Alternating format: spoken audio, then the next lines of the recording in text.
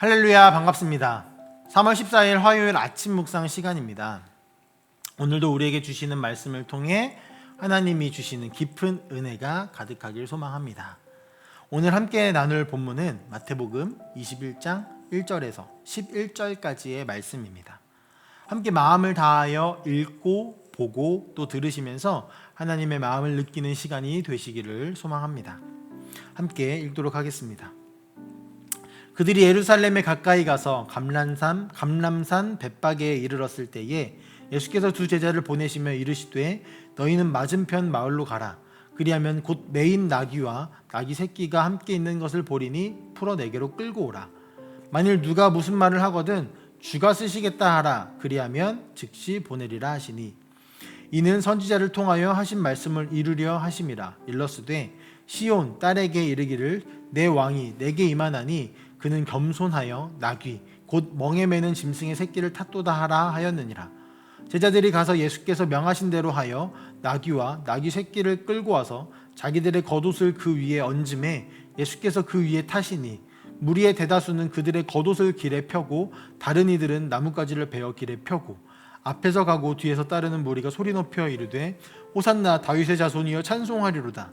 주의 이름으로 오시는 이여 가장 높은 곳에서 호산나 하더라. 예수께서 예루살렘에 들어가시니 온 성이 소동하여 이르되 이는 누구냐 하거늘 무리가 이르되 갈릴리 나사렛에서 나온 선지자 예수라 하니라.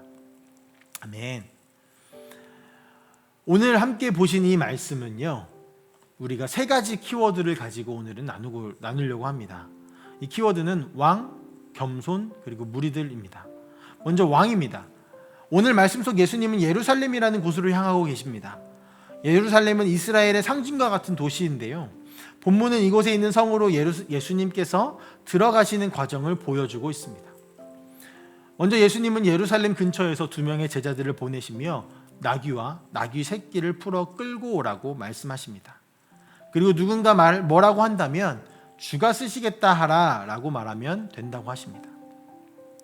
잘 생각해 보면 매우 이상한 말이죠. 주인이 있는 나귀를 풀어 끌고 오라고 말씀하고 계시는 것이기 때문입니다. 특히 이 말씀을 원어로 보면 나귀를 억지로라도 끌고 오라고 되어 있습니다. 남의 재산을 마음대로 가지고 올 권한은 아무에게도 없습니다. 그러나 이 말이 왕의 명령이라고 한다면 말이 달라집니다. 아무도 남의 재산을 마음대로 쓸 권한은 없지만 단 한 사람, 그 나라의 왕은 예외이기 때문이죠. 모든 재산이 왕의 것이라고도 볼 수 있고 왕이 명령할 때 거역하는 사람은 없기 때문입니다. 특히 누군가 남의 재산에 손을 대는 것을 지적하면 주가 쓰시겠다 하라라는 말로 해결될 것이라는 말에서 이 말이 왕의 명령이라는 사실을 더욱 선명하게 드러내고 있습니다. 지금 예수님은 제자들에게 자신이 누구인지를 명확하게 드러내고 계신 것입니다. 자신이 하나님 나라의 왕이며 온 세상의 주인이라는 사실을 제자들을 향해서 말과 행동으로 말씀하고 계시는 것입니다. 무엇보다 5절에 보면 내 왕이 내게 임하나니 라는 선지자의 말을 이루신다라는 것을 보면서 이것이 더욱 명확해집니다.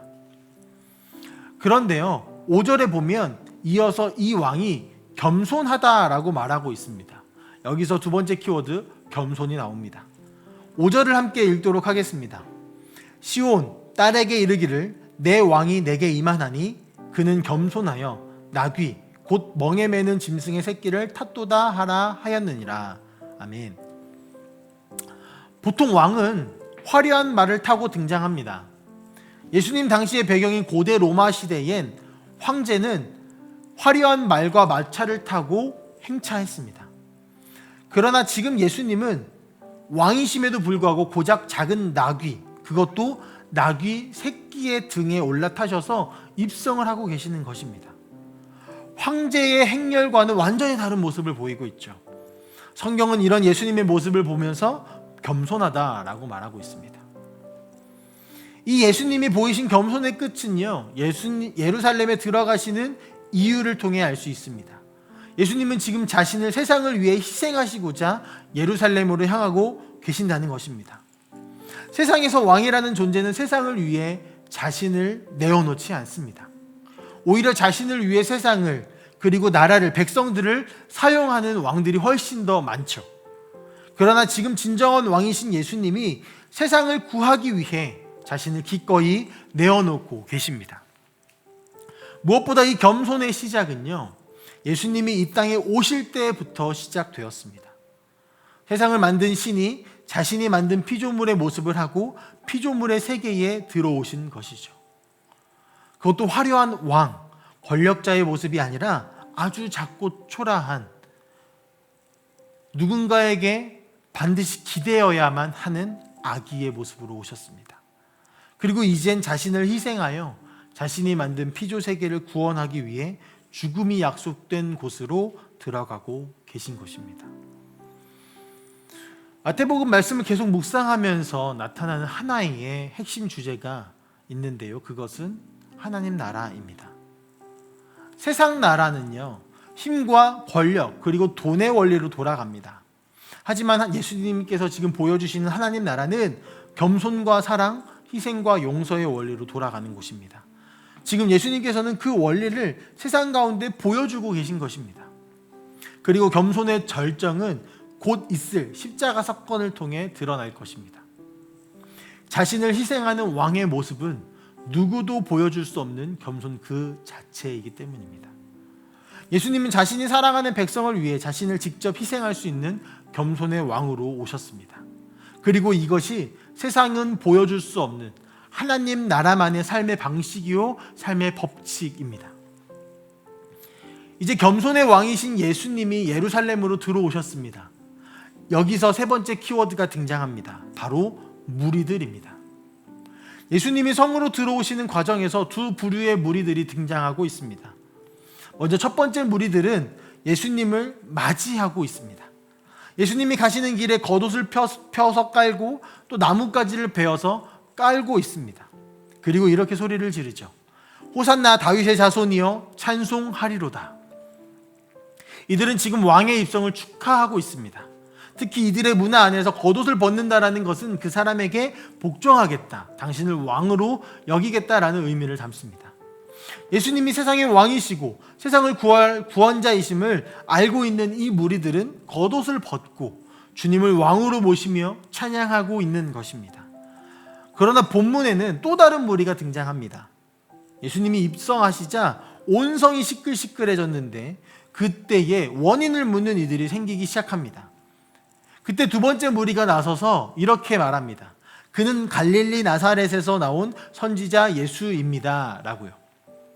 분명 같은 무리인데 앞의 무리는 예수님을 구원자이며 왕으로 여기고 길에 자신의 겉옷을 깔고 나뭇가지를 깔아 왕의 입성에 참여하고 있는데 반해 또 다른 무리는 그가 그저 갈릴리 나사렛에서 나온 온 선지자라고 대답하고 있을 뿐입니다. 지금 그들에게 예수님은 그저 작은 동네에서 온 선지자 정도로밖에 되지 않았던 것입니다. 이들은 모두 예수님에 대해 알고는 있었습니다. 예수님이 어디 출신이며 어떤 일을 행하셨고 어떤 사역들을 행해 오셨는지 그들은 모두 알고 있었습니다. 그러나 이 두 번째 무리는 예수님을 나사렛에서 온 선지자라고만 여겼습니다. 이것의 차이는 무엇일까요? 그것은 예수님을 만났는가 하는 것입니다. 첫 번째 무리는 예수님을 만났습니다. 이들은 예수님이 밖에서 예루살렘으로 가시는 동안 함께했던 이들입니다. 예수님의 말씀을 들었고 예수님이 병자를 고치는 모습을 눈으로 보았고 그 중에는 병이 고쳐진 이들도 있을지도 모르겠습니다. 아무튼 이들이 예수님을 만났다라는 것, 그리고 그분과 교제했다라는 것입니다. 인격적인 관계를 맺은 것이죠.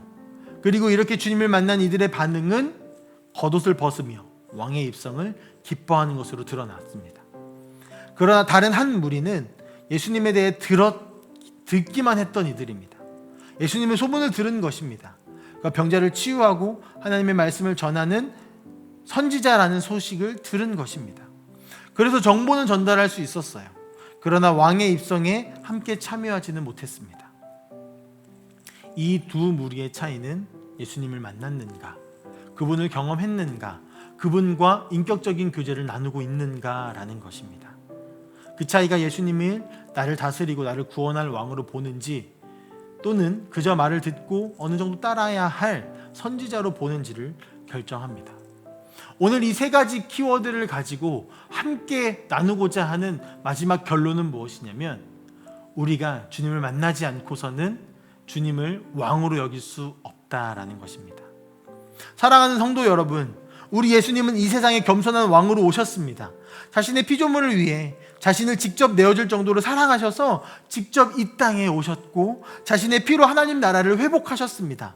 그러나 이것이 우리에게 실제가 되고 함께 기뻐할 수 있기 위해서는 겉옷을 벗은 무리들처럼 주님을 경험하고 그분을 만나야 할 것입니다.